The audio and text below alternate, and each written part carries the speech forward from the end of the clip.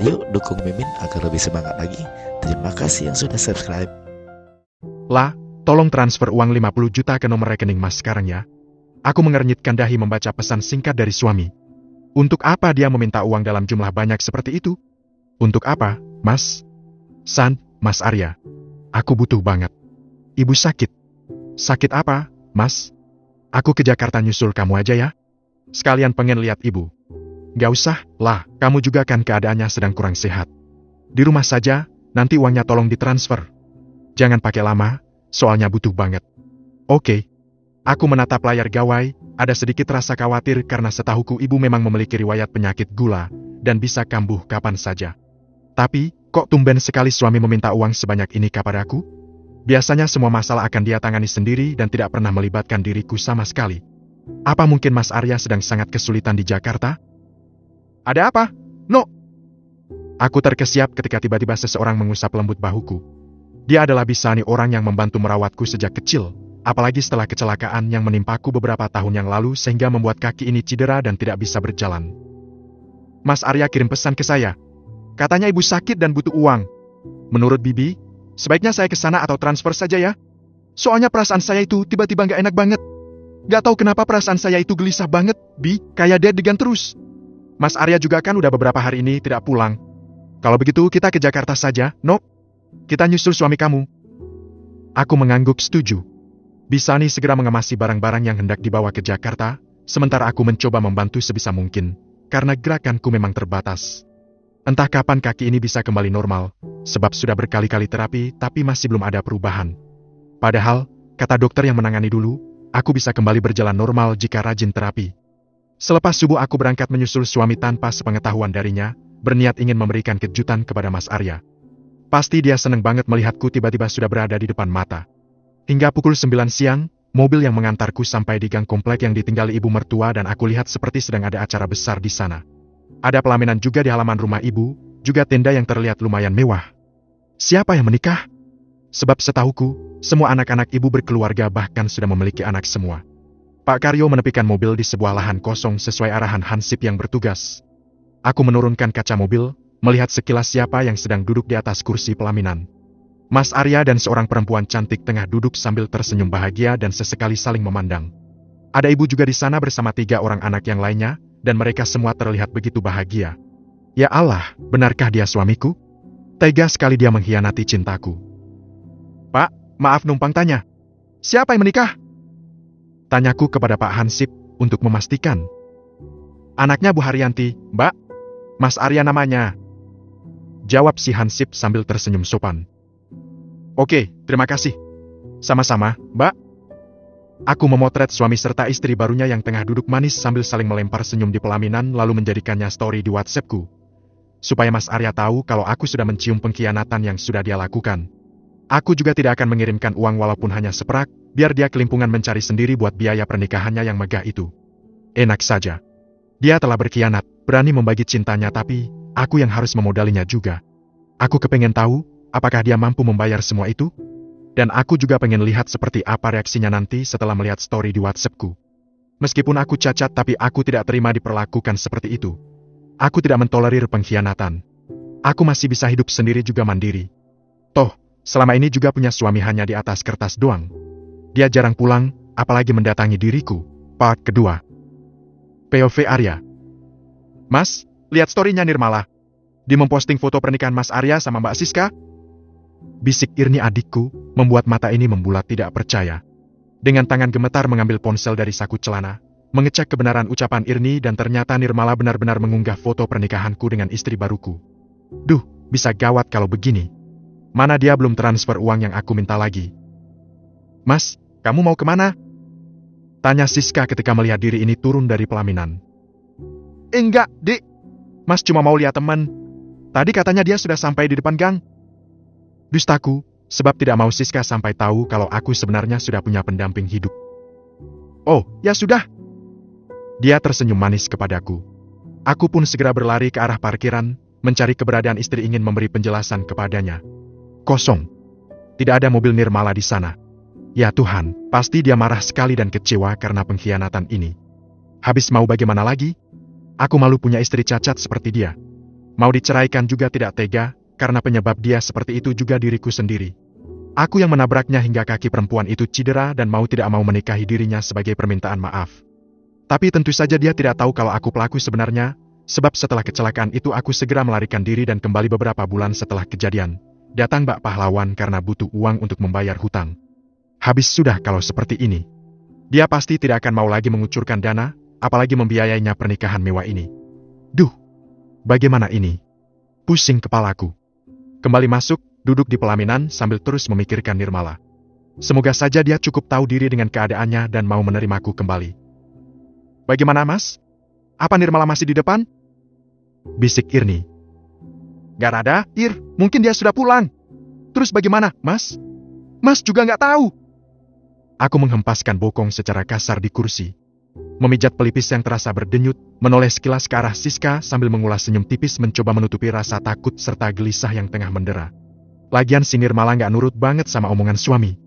Disuruh diam di rumah malah nyusul ke sini. Duduk terpekur di sisi ranjang, aku masih terus saja memikirkan istri yang berada jauh di sana. Rasanya ingin sekali pulang ke kampung Nirmala, menjelaskan semua juga meminta maaf kepada dirinya. Tapi, ini malam pertamaku dengan Siska. Masa ia lebih memilih meninggalkan istri yang rupanya bagai bidadari hanya demi wanita cacat seperti dia? Ah, sudahlah. Nirmala itu kan cinta mati sama aku. Mana mungkin dia bisa marah? Pasti saat ini juga dia sedang menangis di dalam kamar, meratapi nasib serta diriku hingga nomor ponselnya tidak bisa dihubungi. Mas, kok kamu melamun?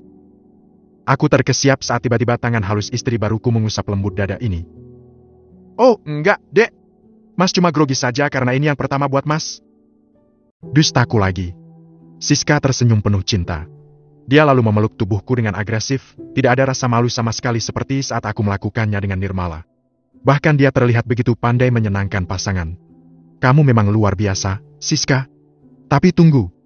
Kenapa aku mudah sekali melewatinya? Tidak seperti saat melakukannya dengan Nirmala yang masih tersegel dengan rapat. Apa jangan-jangan ini bukan yang pertama untuk dia? Ya Tuhan. Bukankah dia kemarin bilang kalau dia masih bersegel? Dek, apa kamu sudah melakukan ini sebelumnya? Tanyaku sesaat setelah meminta hak untuk yang pertama kali. Enggak, Mas. Aku belum pernah melakukannya. Dia tersenyum. Manis sekali. Memangnya kenapa, Mas? Kamu kayak udah sering melakukan, Dek. Karena aku begitu mudah melewati kamu.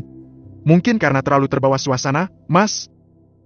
Jelas saja aku bisa membedakan mana yang masih orisinil dan mana yang sudah lepas segel, Siska. Hanya saja tidak mungkin aku mengatakannya, sebab sama saja menelanjangi diri sendiri, membuka rahasia yang selama ini kututupi. 2 hari setelah pernikahanku dan Siska digelar, pihak wedding organizer datang meminta bayaran. Aku menggaruk kepala yang terasa tidak gatal, karena saat ini tidak memegang uang sama sekali. Uang gajiku sudah aku transfer 3 juta buat menafkahi Nirmala pas awal bulan, dan sisanya sudah dibelanjakan seserahan untuk Siska. Berkali-kali mencoba menghubungi Nirmala, akan tetapi nomornya selalu saja sibuk. Jikapun tersambung dia tidak mau menerima panggilan dariku. Lah, udah ditransfer belum uangnya? Memberanikan diri mengirimkan pesan, dan langsung centang 2 biru. Itu tandanya dia sudah membaca pesan dariku. Semoga saja segera ada kabar baik darinya. Ting! Senyumku terkembang mereka saat melihat Nirmala membalas pesan dariku dan sepertinya dia mengirimkan bukti transferan. Memang luar biasa wanita yang satu ini. Aku bilang juga apa? Dia itu kan cinta mati sama aku dan pasti akan melakukan apa saja asal tidak kehilangan diriku. Namun, senyum yang terkembang mereka di bibir seketika memudar saat melihat balasan darinya. Sudah aku transfer ya, Mas? 50.000 buat kondangan. Semoga kalian berbahagia. Aku hampir saja kejang dibuatnya. Bagaimana ini? Nyari uang di mana untuk membayar biaya pernikahanku dengan Siska kemarin? Duh, Nirmala. Tinggal ngasih uang 50 juta doang apa susahnya sih? Kenapa kamu malah mempersulit hidupku? Part ketiga. Bagaimana, Mas Arya? Bisa ditransfer hari ini? Apa mau bayar cash? Tanya Mbak Naomi sang wedding organizer sambil tersenyum ramah. Lagi, aku menggaruk kepala yang tidak gatal. Bingung mau menjawab apa, sebab di anjungan tunai mandiri hanya ada saldo 300.000 saja, ditambah tadi 50.000 dari Nirmala. Ah, sial! Kenapa harus mendapatkan masalah sesulit ini sih? Mbak, maaf. Bisa nggak saya minta tenggang waktu 3 atau 4 hari? Soalnya kartu ATM saya rusak dan mobile banking saya lagi bermasalah. Mencoba mencari alasan yang sedikit masuk akal, siapa tahu Mbak Naomi mengerti. Ya sudah. Tapi beneran ya, Mas? Soalnya saya juga butuh uang untuk membayar orang-orang yang membantu saya mengurus acara pernikahan Mas kemarin. Saya nggak enak karena biasanya sehari setelah resepsi mereka sudah bayar, tapi ini malah belum dapat bayaran dari Mas Arya. Padahal kemarin mereka sudah bersemangat banget karena di sini Mas Arya terkenal orang paling kaya. Ternyata, Mbak Naomi menggantung kalimat dan tatapannya terlihat merendahkan. Lah emang nyatanya aku terkenal orang paling kaya dan dermawan di komplek ini, kok? Saya kasih waktu 4 hari buat lunas ya Mas Arya. Tapi kalau sampai Mas Arya nggak bayar, saya tidak akan segan-segan menceritakan dan membeberkan masalah ini ke semua orang. Biar keluarga Mas Arya malu sekalian. Lagian, orang nggak punya duit lagu-laguan pakai bikin acara mewah. Ngerepotin orang saja. Rutuk Mbak Naomi sambil beranjak dari duduknya kemudian lekas pergi. Aku mendengus kesal. Semuanya gara-gara Nirmala sampai-sampai aku dihina sama orang. Coba saja dia tidak mempersulit hidupku seperti ini. Langsung main transfer uang, tidak pakai drama segala. Awas saja nanti kalau ketemu, akan kubuat dia menyesal karena tidak menuruti permintaanku. Ada apa, Mas? Kok wajahnya kusut begitu? Tanya Siska seraya bergelayut manja di pundak. Ini yang aku mau. Punya istri manja, cantik, bisa bermesraan setiap detik juga. Gak kayak si Nirmala yang kerjanya hanya duduk di atas kursi roda, timbang mau mandi saja harus merepotkan orang. Untung saja dia kaya. Kalau tidak, sudah dibuang jauh-jauh karena tidak berguna. Mas? Sebuah kecupan mendarat di bibir, membuat bulu romaku berdiri karenanya. Duh, Siska. Kamu memang istri yang paling luar biasa. Begitu pandai membuat suaminya terbang ke awang-awang. Beliin aku mobil baru dong. Yang biasa juga nggak apa-apa, asalkan aku nggak kepanasan kalau pergi. Memangnya kamu mau kulit mulus istri kamu ini melepuh? Glek. Aku menelan ludah dengan susah payah. Dari mana aku bisa mendapatkan uang untuk menuruti keinginan Siska? Jangankan buat beli mobil yang harganya ratusan juta. Untuk membayar wedding organizer saja lagi pusing. Ada-ada saja permintaannya. Kenapa, Mas? Kok kamu langsung diem begitu? Kan gaji kamu besar. Masa iya buat beli mobil saja nggak bisa? Ya, kan? Dia mengusap dadaku dengan mesra. Iya, Dek. Mas pasti beliin. Menarik kedua ujung bibir, mencoba menyembunyikan rasa bingung supaya Siska tidak tahu kalau sebenarnya aku tidak memiliki apa-apa tanpa Nirmala. Sepertinya hari ini juga aku harus datang ke rumah Nirmala. Meminta maaf juga sedikit bersandiwara, mengeluarkan air mata dan pasti dia akan luluh. Apalagi kalau sampai diajak terbang ke surga. Jangankan uang 50 juta.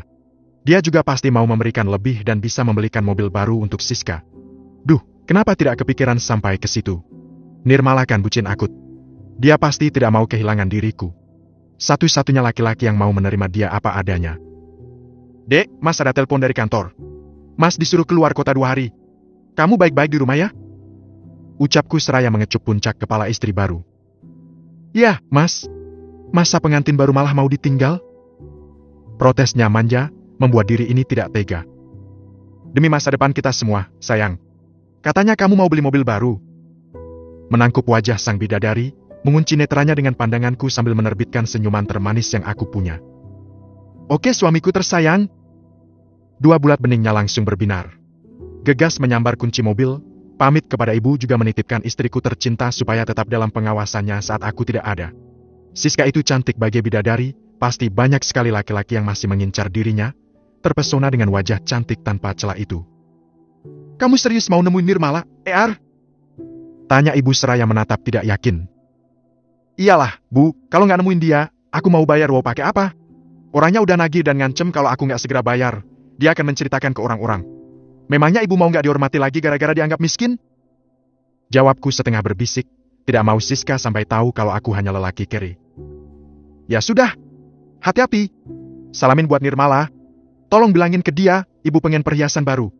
Biar kalau arisan tambah dipuji-puji sama teman-teman ibu. Oke. Nanti kalau Siska nanya, bilang saja aku keluar kota. Ada urusan pekerjaan. Ibu menautkan telunjuk dengan ibu jari membentuk huruf O. Segera menyalami dan mencium punggung tangan ibu, masuk ke dalam mobil lalu melajukan kendaraan roda 4 yang dibelikan Nirmala karena kasihan melihatku harus bolak-balik menggunakan angkutan umum saat pulang kampung. Semoga saja Nirmala tidak marah. Aku akan terus meyakinkan dia kalau pernikahan ini hanya sandiwara, dan cinta dalam hati ini untuk dia seorang. Pasti dia langsung kelepek-kelepek mendengar kata-kata cinta dariku. Lagian, mana ada sih pria yang mau menikahi wanita cacat seperti dia? Beruntung aku masih mau. Ya, walaupun sebenarnya malu juga punya istri tidak sempurna. Tapi dengan cara itu aku bisa mendapatkan segalanya, bahkan dianggap malaikat tanpa sayap yang mau menerima kekurangan Nirmala, sehingga apapun yang aku minta pasti dia berikan. Setelah hampir 5 jam membelah kemacetan jalanan Pantura, mobil kutepikan di depan pagar rumah Nirmala yang menjulang tinggi.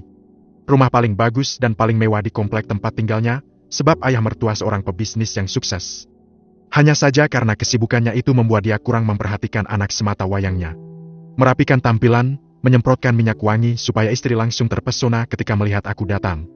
Pokoknya harus dapat uang untuk biaya resepsiku kemarin, karena hanya dari dia aku bisa mendapatkan uang. Kalau Nirmala sampai tidak memberikannya, bisa mati karena malu aku. Tuhan, tolong hamba-Mu, jangan biarkan aku mendapatkan malu apalagi sampai tidak dihormati oleh para tetangga. Membuka pintu, turun dari mobil lalu segera menekan bel rumah Nirmala. Akan tetapi hingga hampir 10 menit aku berdiri, tidak ada tanda-tanda keberadaan istri di dalam. Bahkan halaman rumahnya pun terlihat begitu kotor. Mendadak dadaku bergemuruh tidak karuan membayangkan jika ternyata Nirmala tidak ada. Bisa mati aku. Duh! Lala, kamu kemana sih?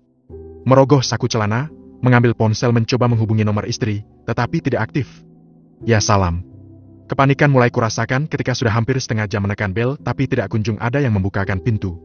Jantung ini semakin mengentak kuat, seperti ingin lepas dan terhampas dari raga.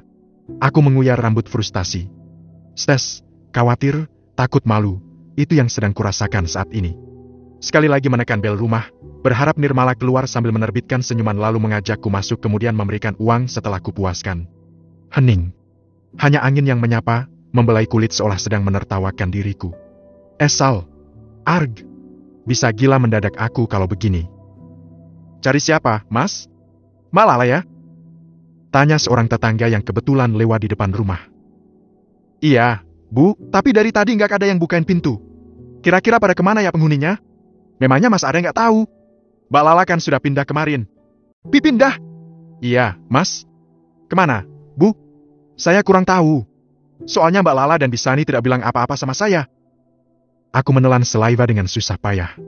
Mendadak napas ini terasa sesak, seperti terhimpit batu besar serta hampir tidak bisa bernapas. Tubuh ini lemah seketika dan merosot tanpa disadari. Part keempat. Duduk bersandar di bodi mobil, aku menjambaki rambut sendiri. Frustasi. Sebenarnya kemana perginya istri pertamaku? Kenapa dia tidak pamit kepadaku? Ponsel dalam genggaman tiba-tiba berdering nyaring. Ada panggilan masuk dari Siska istriku tercinta. Kira-kira ada apa ya? Segera ku geser ku tekan ikon hijau, menyapa bidadari hatiku, menanyakan ada apa dia sudah menghubungi. Padahal belum ada sehari kami berpisah, tetapi sepertinya dia sudah merindukan suaminya ini. Emang Siska ini wanita paling sempurna dan berhati malaikat yang pernah aku temui. Meskipun aku bukan yang pertama untuk dia tapi, setidaknya sikap manisnya sudah membayar semua kekurangan yang dia miliki. Lagian, kehilangan selaput darah itu bukan serta-merta karena pernah berhubungan. Bisa jadi dia pernah mengalami kecelakaan yang mengakibatkan kehilangan mahkota paling berharganya itu. Ada apa, sayang? Kangen ya? Sapaku semanis mungkin, supaya Siska juga merasakan apa yang sedang kurasa saat ini. Belum kangen sih. Kan baru beberapa jam berpisah.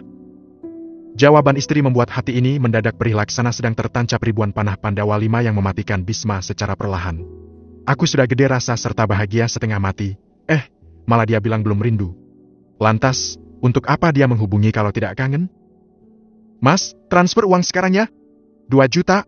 Aku lagi di salon, pengen manjain tubuh supaya nanti pas kamu pulang pangling dan tambah cinta sama aku. Aku menelan ludah dengan susah payah. Kepala saja rasanya sudah mau pecah karena tidak berhasil menemui Nirmala.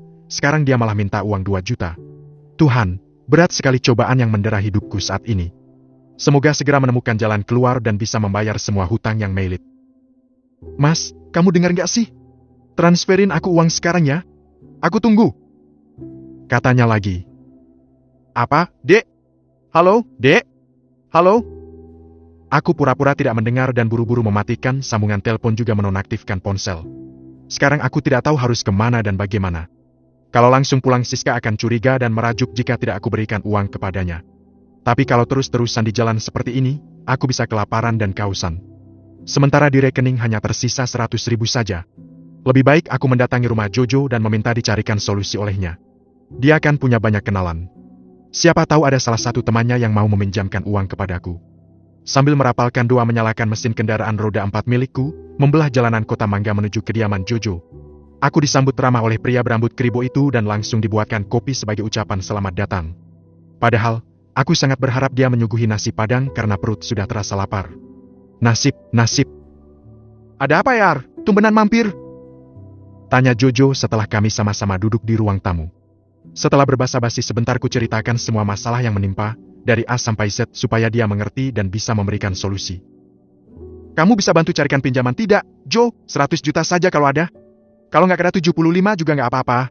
Yang penting aku nggak malu karena nggak bisa bayar wow dan bisa nurutin kemauan istri baru aku. Kataku penuh harap. Jojo menghela napas panjang lalu membuangnya secara perlahan. Dia terlihat berpikir, mengusap wajah lalu menyandarkan punggung di penopang kursi. Lagian kamu, Ar, ya kalau belum mampu itu nggak usah sok-sokan poligami. Kamu hidup saja masih pas-pasan. Nyari duit masih ngos-ngosan dan kalau nggak ada lala kamu nggak bisa apa-apa. Pakai bergaya punya istri 2. Sekarang kamu bingung sendiri kan? Makanya hidup itu mendingan ngukur kemampuan saja. Ar, nggak usah banyak tingkah, biar nggak tambah susah. Bukannya memberi solusi malah ceramah panjang lebar. Dasar kawan tidak ada guna. Kamu mau bantuin aku apa nggak? Tanyaku mulai emosi. Agak susah cari pinjaman segitu, Ar, kecuali kamu punya sertifikat rumah atau surat-surat lainnya. Misal BPKB gitu. Kan mobil kamu bagus, tuh. Kayaknya tipe mobil seperti ini masih bisa buat jaminan pinjaman uang 70 jutaan sampai 100, asal ada BPKB-nya. Kini giliran aku yang menghela napas dalam-dalam, sebab buku pemilik kendaraan bermotornya ada sama Nirmala. Apa aku gadaikan sertifikat rumah saja ya? Bagaimana, Ar? Kalau sertifikat rumah ibuku kira-kira bisa buat pinjam berapa duit, Jo? Jangan terlalu bernafsu, Ar. Pinjam secukupnya, takut nanti tidak bisa bayarnya ho. Loh. Halah, kan kamu tahu sendiri gaji aku itu gede. Pasti bisalah bayar angsuran doang mah. Yang penting angsurannya jangan terlalu besar. Ya sudah. Aku hubungi teman dulu, nanti kalau udah deal, aku langsung kabari kamu. Gimana? Aku butuh cepat, Jo, kalau bisa besok atau lusa. Kamu itu hidup susah dibikin sendiri. Udah enak-enakan hidup sama Nirmala, malah bertingkah. Padahal apa sih kurangnya dia? Caca juga kamu sendiri yang bikin. Dia menggeleng kepala.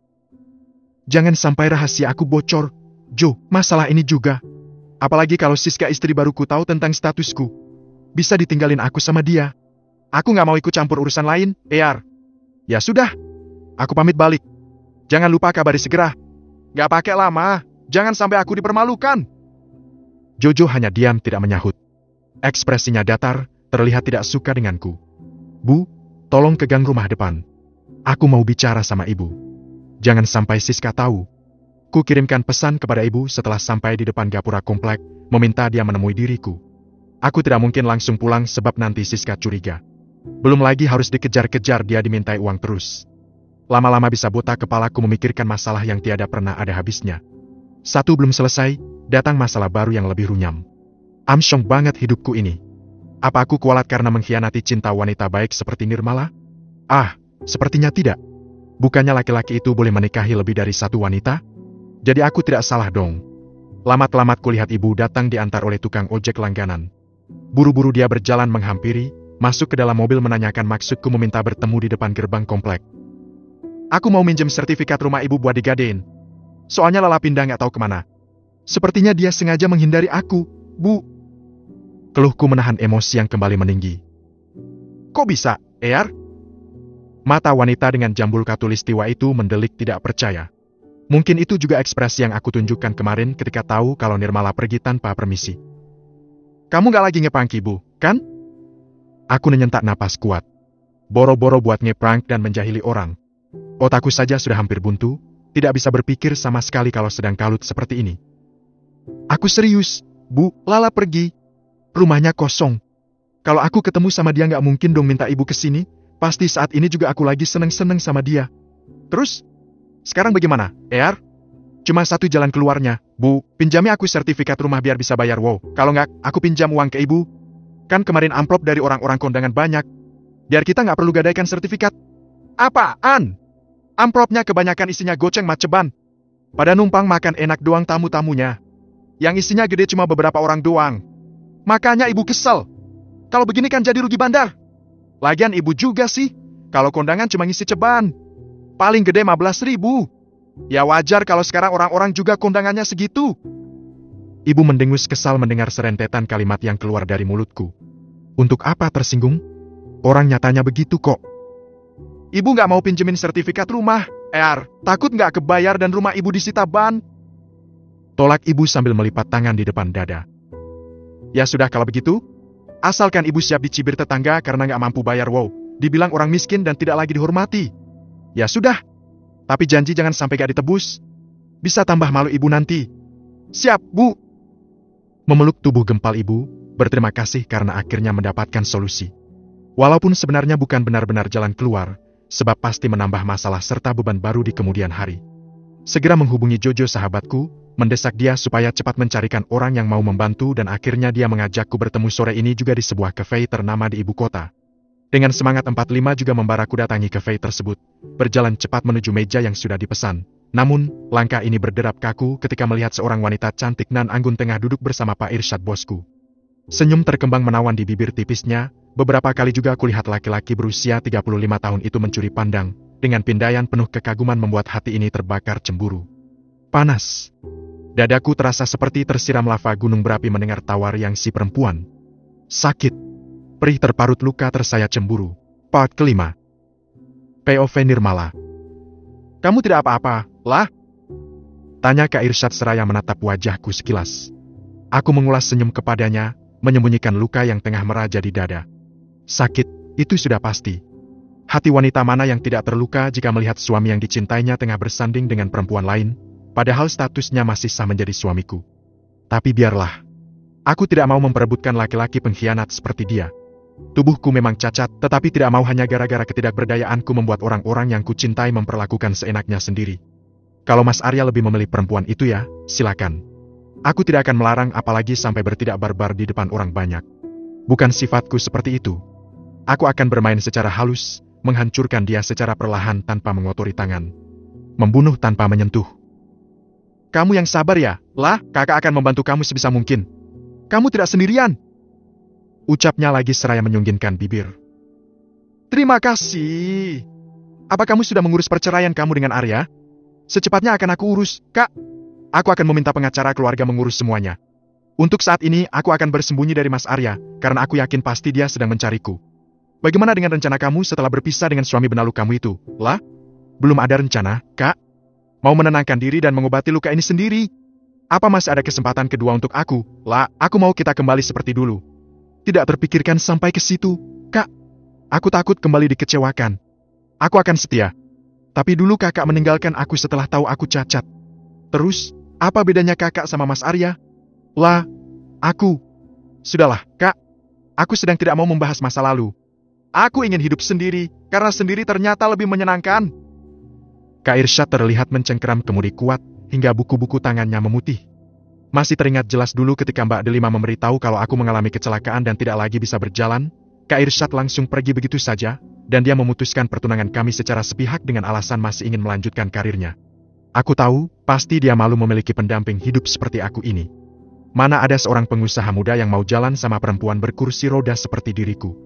Sekarang, tiba-tiba dia meminta kesempatan kedua, mencoba menawarkan air ketika bunga cintaku kembali layu. Apa dia juga berniat menghancurkan perasaanku seperti Mas Arya? Lah, sekali lagi aku minta maaf. Jujur aku dulu merasa malu dan tidak siap. Tetapi setelah kamu pergi, ternyata rasa cintaku masih tersemat begitu dalam di dasar hati. Seumur hidup aku selalu saja dihantui rasa bersalah karena sudah menyakiti perasaan kamu. Aku masih mencintai kamu, lah. Sungguh, perasaan cinta aku sama kamu itu tidak pernah mati. Makanya hingga saat ini aku masih sendiri, karena belum ada satu orang pun yang bisa menggantikan posisi kamu di hati. Serentetan kalimat yang keluar dari mulut Kak Irsyad benar-benar menambah sesak hati ini. Dia yang dulu begitu aku cinta, tega membuang aku begitu saja, dan sekarang meminta kembali berlagak jadi pahlawan yang akan mengobati luka di hati. Tidak bisa. Aku bukan boneka yang bisa dimainkan oleh siapa saja dengan seenaknya. Lebih baik sendiri, menata hidup yang sudah terlanjur berantakan dan mencoba untuk mencari terapis yang baru agar aku bisa berjalan kembali. Mobil milik Kak Irsyad menepi di depan rumah yang aku tinggali. Dia lalu membuka pintu kendaraan roda 4-nya, mengeluarkan kursi roda milikku dari bagasi dan tersenyum ramah ketika Bisani membuka pintu garasi. Bi, tolong bawa kursi rodanya masuk. Perintah laki-laki bertubuh tinggi itu kepada embanku. Kamu sengaja meledekku, Kak. Sudah tahu aku tidak bisa jalan, cacat, tapi malah kursi rodanya disuruh dibawa masuk. Aneh! Sungutku kesal. Tanpa menjawab pertanyaan dariku, dia langsung membopong tubuh ini, membawaku masuk ke dalam sehingga aku bisa menghidu aroma maskulin yang dulu selalu aku rindukan. Ia lalu merebahkan tubuhku di atas ranjang, mengusap lembut rambut ini sambil mengunci netraku dengan tatapannya. Jujur, berada di dekat Kak Irsyad, getaran di hati masih ada. Aku masih menyimpan setitik rasa cinta di dalam sanubari, karena memang pernikahanku dengan Mas Arya dulu bukan didasari oleh cinta. Mas Arya datang bagai malaikat tanpa sayap, yang melengkapi hidupku, juga menghidupkan kembali harapanku yang patah dan menyediakan bahu untuk bersandar. Aku berusaha menjadi istri yang baik juga berbakti, memberikan apa saja yang dia mau, sebagai ungkapan rasa terima kasih karena telah menerima diriku yang tidak sempurna. Namun, nyatanya cinta yang selalu dia gaungkan, kata-kata yang selalu terucap dari mulut manisnya semua hanya dusta belaka. Dia hanya memanfaatkan diriku, menikahiku karena uang, bukan karena cinta.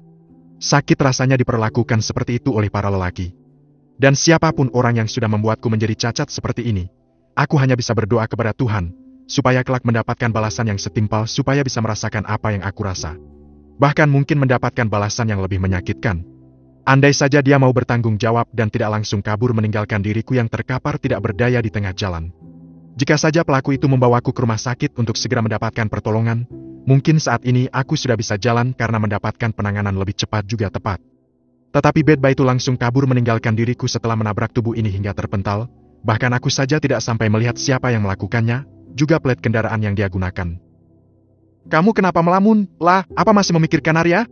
Aku bisa memecatnya kalau kamu mau. Ucap Kak Irsyad membuyarkan lamunanku. Tidak perlu. Aku ingin bermain cantik dengan dia. Jangan kakak pecat dia dari pekerjaan, karena aku masih ingin bersenang-senang dengan pengkhianat itu. Ya sudah, aku pulang dulu. Kalau butuh sesuatu jangan sungkan hubungi aku, lah, aku akan setia membantu kapanpun dan jam berapapun. Aku menerbitkan senyuman. Kak Irsyad kembali mengusap rambutku, mencondongkan tubuh hendak mendaratkan ciuman, tetapi aku segera mendorong tubuh kekar itu menjauh. Maaf, lah, aku cuma terbawa suasana. Lirih Kak Irsyad.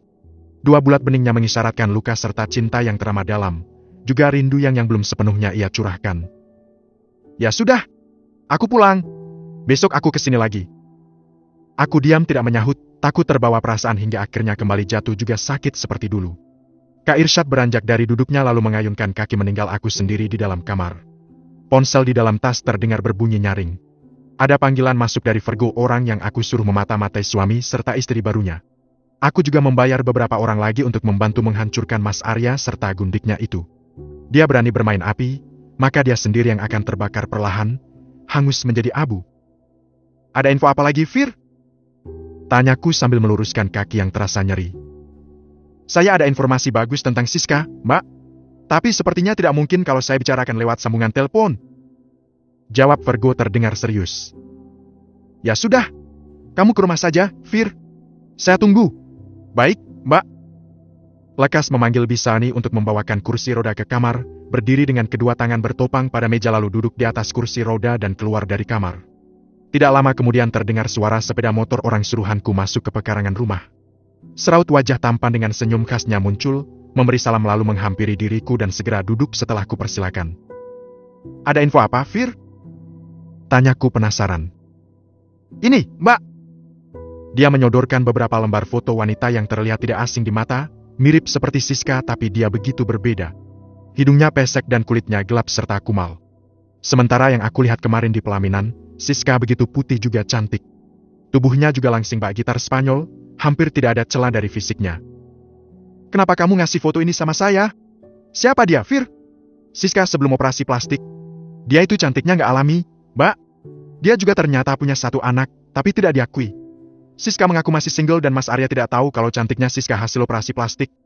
Ini fotonya anaknya, dan saya juga punya alamat anak itu. Bagus. Akan kugunakan anak itu untuk menghancurkan Siska juga Mas Arya. Aku juga akan membongkar kedok Siska secara perlahan, menunjukkan seperti apa wajah asli istri baru suamiku itu. Kasihan sekali kamu, Mas. Membuang berlian demi seonggok sampah buruk rupa.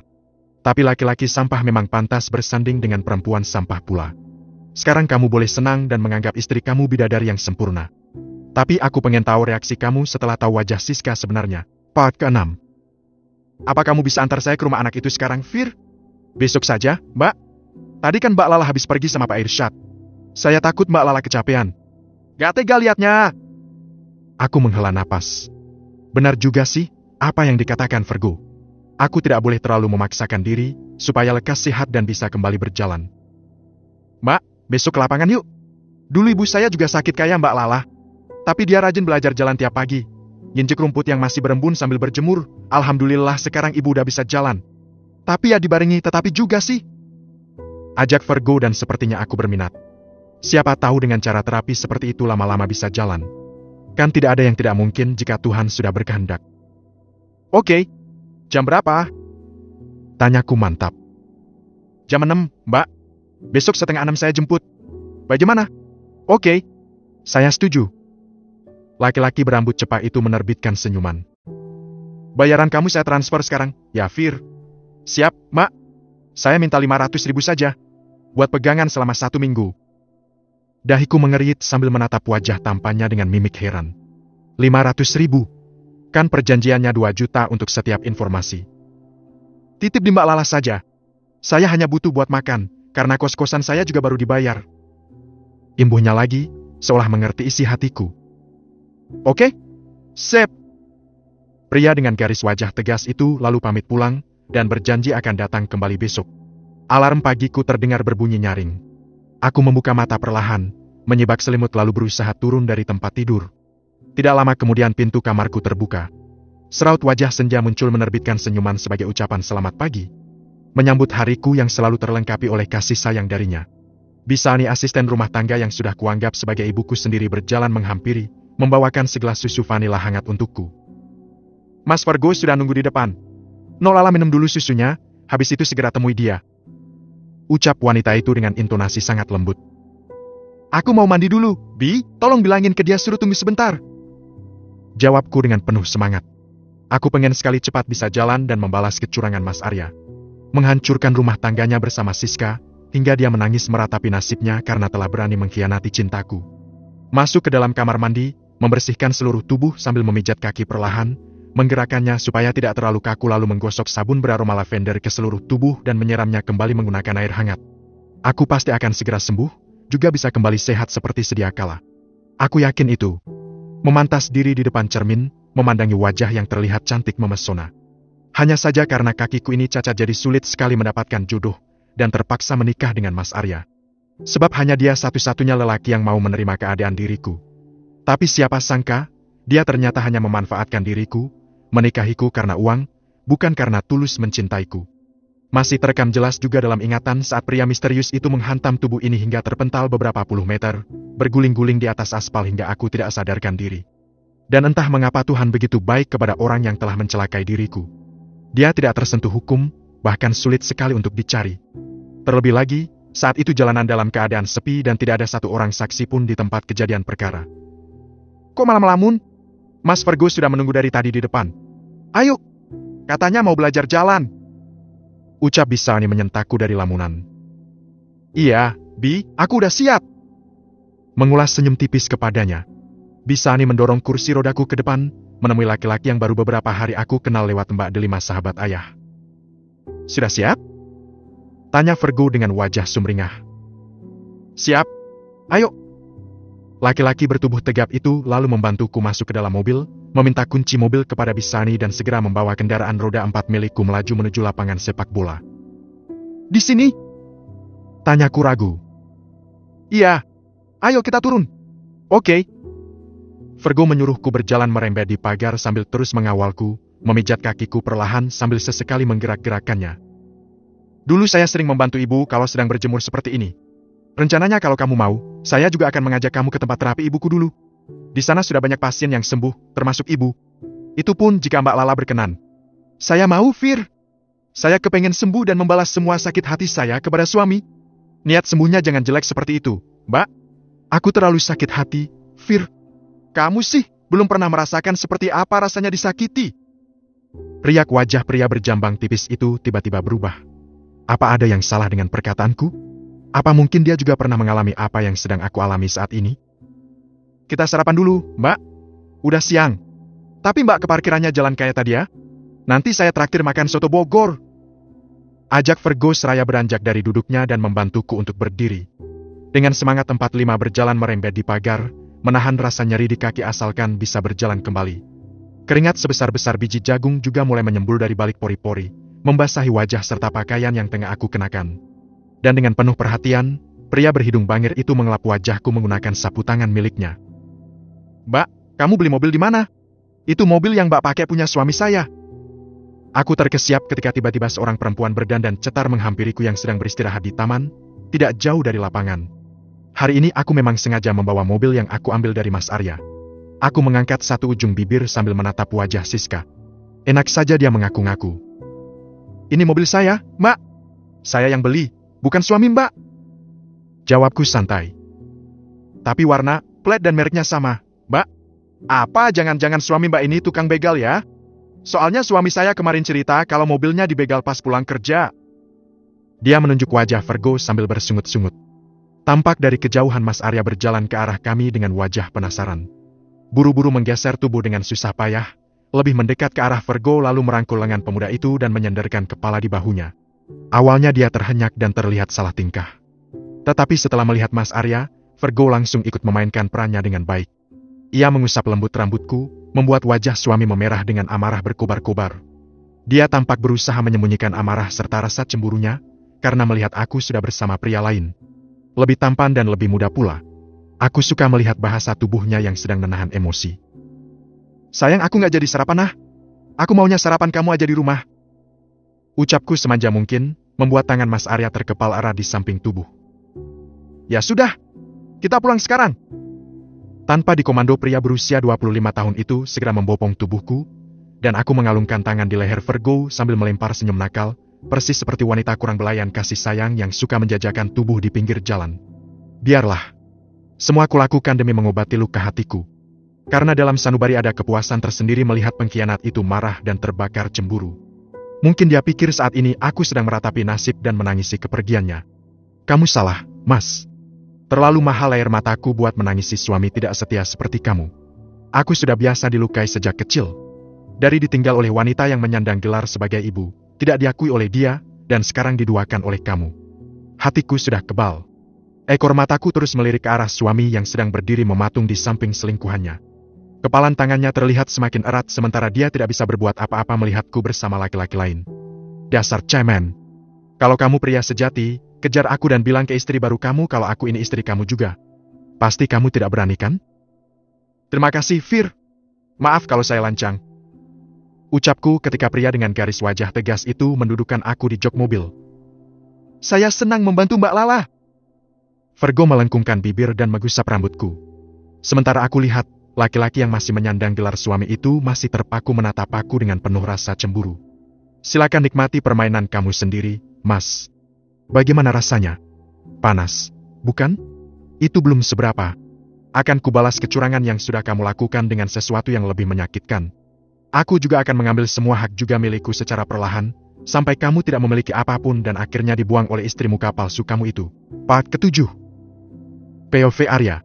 Aku terus menatap dari kejauhan istriku yang sedang bermesraan dengan seorang laki-laki muda. Gila. Sudah tidak waras perempuan itu. Dia masih berstatus istri orang, tetapi sudah berani main gila dengan laki-laki lain. Kemarin Pak Irsyad, sekarang sudah beda lagi. Apa semurahan itu dia sehingga mengobral tubuhnya kepada setiap pria? "Mas, kok kamu di maja lihat mobil kamu dibawa sama orang? Harusnya kejar dong. Kamu foto orang itu dan laporkan ke polisi." Sungut Siska terlihat begitu emosi melihatku diam tanpa bisa berbuat apa-apa. "Dia terlalu kuat buat Mas, Dek. Pria yang tadi itu gembongnya para perampok dan begal. Memangnya kamu mau suami kamu mati konyol hanya karena harta yang tidak seberapa?" Dustaku, padahal jelas saja tidak bisa berbuat apa-apa. Lawang mobil itu memang milik Nirmala. Bisa kebongkar kedokku kalau tadi sampai mengejar dan dia membuka rahasia di depan Siska. "Tapi aku nggak terima, Mas. Masa penjahat sudah berada di depan mata tapi Mas malah diam saja? Sudah, kan beberapa hari lagi mobil baru kita akan datang. Kamu masih mempermasalahkan mobil yang sudah dicuri terus?" Mengusap rambut Siska yang tergerai indah, memindai lamat-lamat wajahnya yang rupawan tanpa celah secuil pun. Sempurna, bagai bidadari turun dari kahyangan. "Kamu kenapa liatin aku terus?" "Karena kamu cantik. Mas mencintai kamu." Bisikku membuat pipi putihnya seketika bersemu merah bak tomat ranum.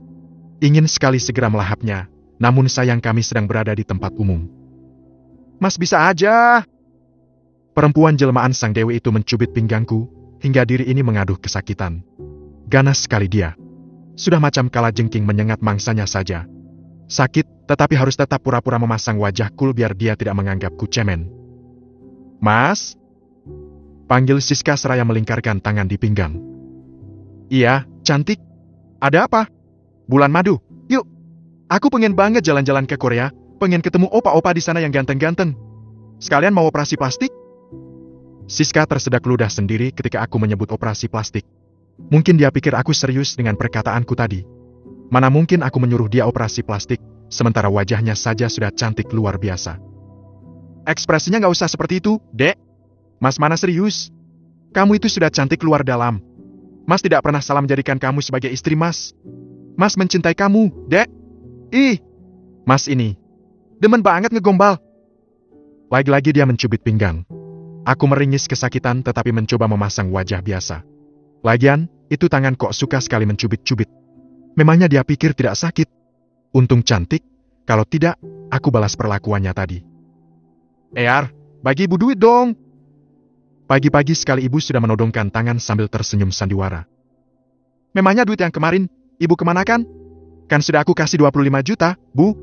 Buat beli cincin sama traktir teman-teman. Eyar, kamu kayak nggak tahu ibu saja. Dia menjawab begitu enteng. Harusnya sekarang ini ibu belajar berhemat. Kebiasaan foya-foyanya dikurangi, soalnya keadaan kita sudah tidak seperti dulu lagi. Lala sudah tidak lagi menjamin hidup kita, dan aku hanya mengandalkan gaji yang tidak seberapa dari Pak Irsyad. Protesku karena merasa ibu terlalu boros dan tidak bisa melihat keadaan. Lagian kamu, Eyar, pakai ketahuan segala sama Lala. Coba kamu minta uangnya setelah selesai resepsi. Mungkin semuanya tidak akan seperti ini. Ibu nyalahin aku. Kan ibu sendiri yang minta diadakan pesta besar-besaran dan menyuruh aku segera menikahi Siska. Karena ibu merasa malu punya menantu cacat. Sekarang, giliran semuanya tidak berjalan sesuai rencana. Ibu marah-marah dan menyalahkan. Sudah. Pokoknya ibu minta duit dan gak ada tapi-tapian. Gak ada? Bu, uang yang aku pinjam sama Pak Handoyo sudah habis buat bayar wedding organizer. Buat DP mobil sama aku kasih ke Siska. Ibu juga kan udah aku kasih 25 juta. Salah ibu kalau uangnya dipakai buat foya-foya. Kamu sekarang pelit banget, Eyar. Kalau begitu, besok ibu akan cari Lala dan minta tinggal bersama dia. Dia itu kan sayang dan manjain ibu banget. Gak kayak istri baru kamu yang disuruh buatin teh aja katanya takut kena air panas. Terserah ibu. Silakan ibu cari Lala dan tinggal bersama dia. Aku segera melangkahkan kaki menuju pintu garasi, mencari keberadaan Siska karena sudah pukul 6:30 tapi dia tidak menampakkan batang hidungnya. Padahal sudah tidak ada di kamar tapi, di halaman pun tidak ada. Kemana perginya perempuan itu? Masa pagi-pagi suami mau pergi malah menghilang? Boro-boro disipin sarapan pagi, pengen lihat orangnya saja malah sudah pergi. Lo Mas Arya kok belum jalan? Mana mobilnya? Nggak pernah kelihatan? Sapa tetangga ketika melihatku sedang berdiri di depan pagar menunggu taksi yang kupesan. Dibegal, Bu, kemarin pas dari luar kota. Tapi lagi beli yang baru, kok? Tinggal nunggu datang. Jawabku berbohong juga sedikit menyombong. Astaga, saya turut prihatin ya, Mas. Terima kasih, Bu. Omong-omong sudah lapor polisi belum Mas Eyar? Tidak perlulah, Bu, ribet. Mobil nggak kembali, tapi malah buang-buang waktu saya. Tidak masalah mobil saya hilang. Toh, masih bisa beli yang baru. Duh, mantap. Coba anak saya udah ada yang gede. Saya angkat mantu kamu, Mas. Aku membusungkan dada, merasa bangga jika dipuji tetangga seperti itu. Lamat-lamat kulihat Siska tengah berlari-lari kecil diikuti oleh bapak-bapak kompleks sambil bercengkrama juga bercandaria. Mata para bapak terlihat menyusuri tubuh istri yang berpakaian serba pres di badan sehingga membuat siapa saja yang melihatnya terpesona karena kecantikan alami yang dimiliki oleh Siska. Sudah mau jalan, Mas? Tanya perempuan dengan aura bidadari itu seraya mengelap keringat. Iya. Kamu dari mana saja, sih? Suami mau kerja bukannya nyiapin sarapan malah ngelayap. Protesku. Aku nggak ngelayap loh, Mas. Tapi aku olahraga, biar badan aku tambah cantik dan bikin Mas Arya tambah betah dan cinta sama aku. Dia mengerucutkan bibir manja sambil memasang wajah sedih.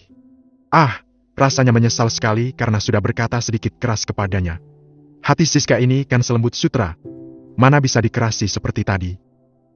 Mas minta maaf. Ya sudah. Mas jalan dulu ya. Kamu hati-hati di rumah. Jangan kemana-mana tanpa izin dari Mas. mengecup puncak kepala istri lalu segera masuk ke dalam taksi yang sudah menunggu di depan rumah. Istrinya, Pak? Tanya sang driver ketika aku sudah berada di dalam mobil. Iya, Bang. Cantik kan? Membanggakan istri. Iya, Mas. Operasi plastik di mana, Pak? Soalnya saya sering lihat perempuan itu di rumah bordil dulu. Tapi tidak secantik itu. Maksud kamu apa, Bang? Kamu mau menghina istri saya? Mau mengatakan kalau dia mantan pelcur? Sentakku emosi, tidak terima dengan semua tuduhannya. Saya minta maaf, Pak. Soalnya mirip banget sama langganan bos saya. Saya malah punya fotonya. Dia mengeluarkan gawai miliknya, membuka galeri kemudian menunjukkan beberapa foto orang yang mirip sekali dengan Siska. Hanya saja perempuan dalam foto terlihat begitu jelek serta norak dandannya. Kulitnya juga hitam, tidak semulus kulit istriku. Perbedaannya sudah seperti langit dan bumi. Dia bukan istri saya. Perempuan dalam foto ada tahi lalat di hidung, sedangkan istri saya nggak ada. Laku masih tidak terima. Enak saja wanita berhati sutra dan selembut bidadari seperti Siska disamakan dengan wanita tunasusila. Kalau saja punya uang banyak, sudah aku tuntun dia dengan kasus pencemaran nama baik. Maaf, Pak. Saya pikir dia Mbak Santi langganan bos saya, karena dengar-dengar Mbak Santi sudah nggak lagi kerja di tempat lama. Sekali lagi saya minta maaf. Aku mengibaskan tangan ke udara, kesal luar biasa. Taksi daring yang aku tumpangi berhenti tepat di depan gedung berlantai 5 tempatku mendulang rupiah. Kesibukan mulai terlihat di dalam sana, dan sepertinya Pak Irsyad sudah sampai di kantor padahal hari masih cukup pagi. Sepertinya ada kesempatan untuk berbicara dengannya, menunjukkan beberapa foto yang berhasil aku ambil kemarin saat sedang di taman supaya Pak Irsyad menjauhi Nirmala. Selamat pagi, Pak. Sapaku so akrab kepada Pak Bos.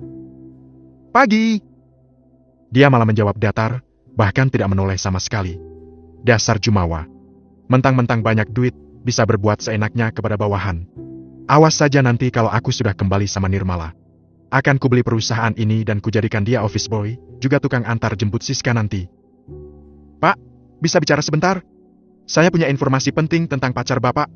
Saya melihat Mbak Lala jalan sama pria lain kemarin dan kelihatannya mereka mesra sekali, Pak. Cerocosku tanpa jeda, membuat langkah lebar Pak Irsyad seketika terhenti. Untuk apa kamu mencampuri urusan saya dan Lala?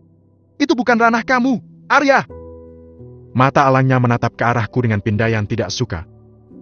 Dia itu istri saya, Pak. Percayalah. Apa kamu punya bukti? Ini. Menunjukkan foto Nirmala saat bersama laki-laki itu kepada Pak Irsyad. Bukan bukti seperti ini. Tapi bukti kalau kamu memang suaminya Nirmala. Aku menggaruk kepala yang sebenarnya tidak terasa gatal.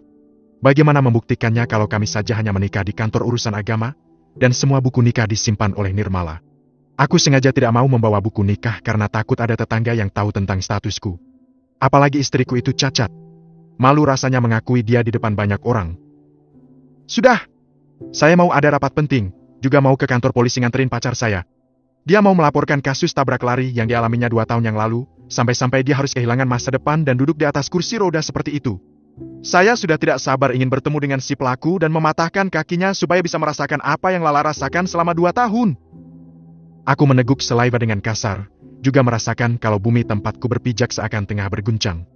Tubuhku limbung hingga tanpa sadar terjatuh di lantai, memegangi kaki tidak bisa membayangkan jika suatu hari nanti kejahatanku terbongkar dan Pak Irsyad benar-benar mematahkan kedua kaki ini. Tolong lindungi aku, Tuhan. Part ke-8. Kamu kenapa malah duduk di lantai kayak anak kecil, Arya? Saya membayar kamu bukan untuk berlaku kekanakan, tapi untuk kerja. Sentak Pak Irsyad dengan tatapan tajam Mbak Harimau lapar. Dasar bujang lapuk. Maaf, Pak. Saya tiba-tiba lemas. Belum sarapan. Mencoba berdiri tegak mesti kaki terasa gemetar. Pak Irsyad lalu segera mengayunkan kaki meninggal diriku sendiri di labi. Ah, sial. Malu sekali aku. Sudah sok-sokan nunjukin foto si Nirmala sama selingkuhannya malah nggak digubris. Memang kalau sudah cinta dan bucin, orang salah juga tetap terlihat benar. Batu kali saja terlihat seperti berlian di matanya. Namanya juga lagi tergila-gila. Tapi coba lihat saja nanti jika kedok Nirmala terbongkar. Pasti dia akan menyesal tidak mendengarkan aku. Masuk ke dalam ruangan, duduk di kursi singgahsanaku lalu menyalakan laptop, mengerjakan tugas yang tiada pernah ada habisnya sambil sesekali berbalas pesan dengan sang bidadari hati. Jakunku naik turun ketika Siska mengirimkan foto dengan pose menggiurkan, walaupun dia sampai salah menyebut namaku. Masa dia memanggilku Ben? Aku kalau udah kangen suka lupa segalanya, Mas. bahkan ampe salah menyebut nama. Balasnya saat aku memprotes. Aku tersenyum sumringah. Dulu saat belum menikah dengan Siska hidupku terasa hambar. Nirmala tidak pernah mau jika aku menyuruh dia mengirimkan foto vulgar dengan alasan jejak digital itu kejam. Foto kita masih bisa di-share sama orang tidak bertanggung jawab, meski kita sudah menghapusnya. Itulah alasannya selalu. Tidak masuk akal. Ya sudah. Mas kerja dulu. Jangan nakal-nakal. Mas juga kangen. I love you. Dia membalas dengan emoji ciuman. Aku tersenyum bahagia karenanya. Ketika hendak mematikan layar gawai, tiba-tiba mataku menangkap foto Nirmala di profil WhatsApp-nya, membuat rasa rindu seketika menelusup ke dalam kalbu. Sebenarnya kalau dipikir-pikir dia itu cantik. Sayangnya tidak bisa berjalan. Kalau saja dia sempurna, pasti aku akan setia karena dia punya segalanya. Aku juga bisa hidup makmur, bergelimang harta tanpa perlu bekerja keras lagi seperti ini. Mengusap wajah kasar, tiba-tiba bayangan kecelakaan itu berkelebat dalam angan dan menghantui pikiran. Saat itu aku baru saja pulang dari Cirebon mengikuti seminar. Beberapa orang temanku mengajak pesta miras selesai mengikuti seminar, dan ketika hendak kembali ke Jakarta, aku tidak sengaja menabrak Nirmala yang sedang menyeberang jalan. Tubuhnya terpental beberapa puluh meter, menggelepar dengan kepala bersimbah darah. Aku pikir dia tewas.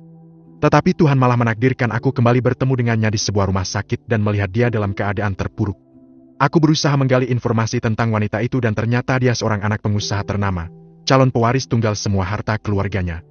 Dengan drama yang aku mainkan akhirnya bisa mencuri hati ayah Nirmala, apalagi menurut cerita mereka kalau perempuan cacat itu baru saja ditinggal kekasihnya setelah tahu dirinya tidak lagi sempurna. Aku dianggap malaikat tanpa sayap yang mau menerima Nirmala dengan segala kekurangannya. Makanya ayah begitu menyayangi aku dan mau memberikan apa saja yang aku minta, walaupun selalu menolak ketika meminta dia menempatkan aku di salah satu perusahaan miliknya. Woi, pengantin baru ngelamun aja. Pulang sono gak usah kerja. Klonin saja istri baru kamu itu. Celetuk Rangga teman sekantorku sembari cengengesan. Makanya jangan jomblo terus lu. Biar ngerasain seperti apa rasanya surga dunia. Jawabku sembari merapikan berkas, berniat ke kantin untuk santap siang. Ting! Sebuah notifikasi pesan masuk ke aplikasi berwarna hijau milikku. Dari nomor tidak dikenal, dan sepertinya dia mengirimkan beberapa foto. Lekas kubuka satu persatu pesan tersebut, melihat foto-foto yang dikirim sambil mengernyitkan dahi tidak mengerti maksud si pengirim pesan. Pasti dia supir taksi online yang mengantarku tadi pagi, sebab foto-foto yang dikirimkan persis seperti yang diceritakan serta ditunjukkan. Maksudnya apa coba? Dia pikir aku bakalan percaya? Memang kalau hidup kita sudah bahagia, ada saja yang berniat mengganggu. Entah itu orang terdekat, tetangga, bahkan yang baru dikenal saja berniat menghancurkan benteng kebahagiaan yang mulai aku bangun bersama Siska. Karena penasaran, lekas menekan ikon hijau, mencoba menghubungi SIM punya nomor telepon akan tetapi dia tidak mau menerima panggilan dariku. Dasar cemen. Berani kirim gambar, tapi tidak berani mengangkat telepon. Dipikirnya aku bakalan percaya? Anda salah besar. Cintaku kepada Siska tidak akan pernah bisa digoyahkan dengan cara apapun, apalagi hanya karena foto perempuan jelek yang hanya kebetulan mirip dengan istriku. Apa jangan-jangan orang-orang yang mengirimkan gambar dan driver taksi daring itu suruhannya Nirmala? Dia tidak terima kawan aku duakan dan menyuruh orang-orang untuk menteror diriku? Akan kuladeni permainan kamu, lah. Aku pengen tahu, sekuat mana kamu bisa menahan rindu kepadaku, sebab aku yakin kalau kamu masih sangat mencintaiku. Selepas pulang kerja, aku menyempatkan diri mendatang pusat perbelanjaan yang letaknya tidak jauh dari kantor, ingin melihat-lihat pameran otomotif juga membeli sepatu baru karena sepatu yang lama sudah jebol dan tidak layak pakai. Apa kata orang-orang jika melihat seorang Arya Sebastian mengenakan sepatu usang? Macam orang tidak punya uang saja. Masa iya orang yang terkenal paling kaya di komplek malah terlihat seperti gembel? Kan tidak sesuai dengan apa yang diomongkan tetangga kalau aku ini orang berada. Ketika berada di salah satu outlet sepatu terkenal, aku mendengar suara manja seorang perempuan yang tidak asing di telinga. Dia sedang bercanda mesra dengan seorang laki-laki, bahkan terlihat beberapa kali lelaki itu mencuri pandang, memindainya dengan bidikan penuh cinta. Hati ini tertikam rasa cemburu. Sakit teramat dahsyat. Apalagi sekarang yang kulihat si perempuan bertambah cantik. Auranya terpancar, tidak kusam seperti biasanya. Dengan langkah ragu ku hampiri perempuan itu, ingin menyapanya juga mengajak pulang. Aku akan memaafkan segala kesalahannya karena sudah berkhianat, asalkan ia mau kembali hidup bersama lagi. Lah! Panggilku dengan suara bergetar. Dia menoleh. Senyum yang terkembang di bibir perlahan memudar melihatku sudah berada di hadapannya. Pun dengan pria muda yang sedang bersama dengannya. Ayo, Fir. Kita pergi dari sini. Katanya kita mau beli tongkat. Ia seolah mengabaikan diriku. La, aku mau ngomong sama kamu. Tolong jangan pergi. Berjongkok tepat di hadapannya, menggenggam jemari lentik milik Nirmala, namun, pelan-pelan dia menarik tangannya dari genggamanku. La, ayo kita pulang. Mas kangen sama kamu. Mas ingin bicara penting sama kamu, tapi hanya berdua saja. Ucapku seraya menatap wajahnya. Nirmala bergeming. Wajahnya ia palingkan menghindari tatapanku. Dan entahlah mengapa perlakuannya kepadaku membuat hati ini terparut luka. Sakit karena diabaikan. La, apa tidak ada sedikit saja rasa cinta di hati kamu untuk Mas? Mas gak marah kok walaupun kamu sudah berkhianat. Mas masih mau menerima kamu kembali dan memaafkan apa yang sudah terjadi. Kita lupakan semua yang sudah berlalu dan jalani hidup yang baru. Serentetan kalimat yang keluar dari mulut ini mampu membuat dia spontan menoleh menatap wajahku. Pulang ya, sayang. Mbak, harusnya kamu itu bersyukur punya suami kaya si Masnya. Kamu udah cacat, berkhianat, tetapi dia masih mau berbaik hati menerima kamu kembali dan memaafkan kesalahan kamu. Tahu diri sedikit dong. Walaupun cantik, tapi kamu itu punya kekurangan. Punya suami luar biasa setia dan baik begini malah dikhianati. Celetuk salah seorang pengunjung mal yang ternyata sedang menonton drama yang sedang kumainkan. Aku tersenyum karena mendapatkan dukungan. Sedangkan Nirmala, dia langsung mendongak menatap nyalang wajah si ibu dengan wajah sudah memerah.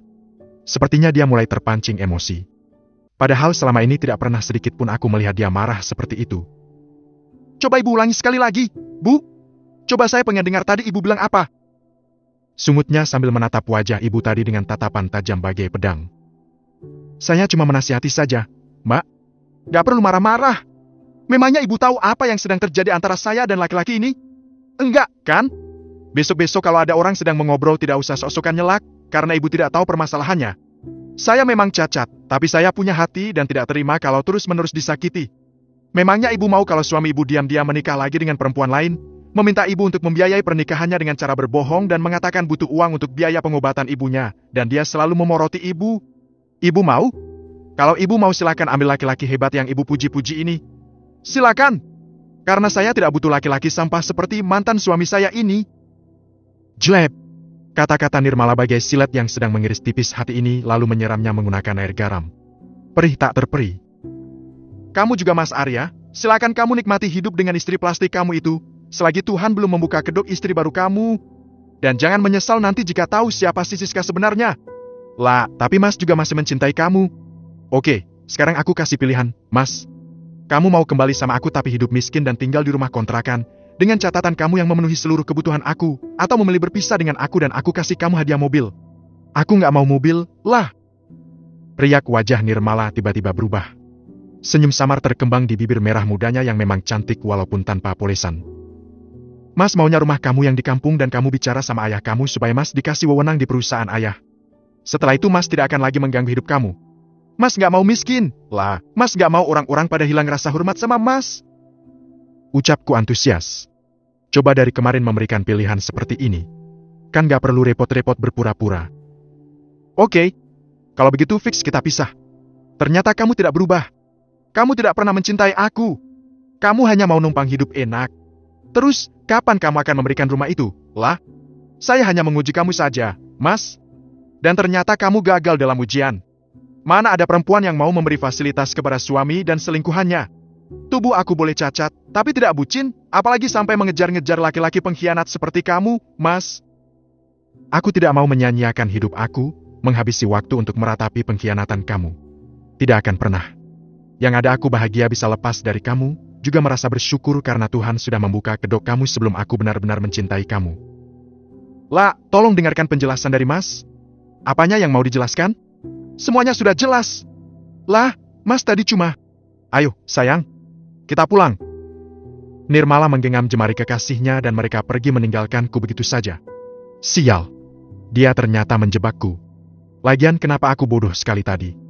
Kenapa tidak pura-pura memilih hidup sudah bersama dia? Arg. Kalau sudah begini, bakalan tambah susah mendapatkan hati Nirmala kembali.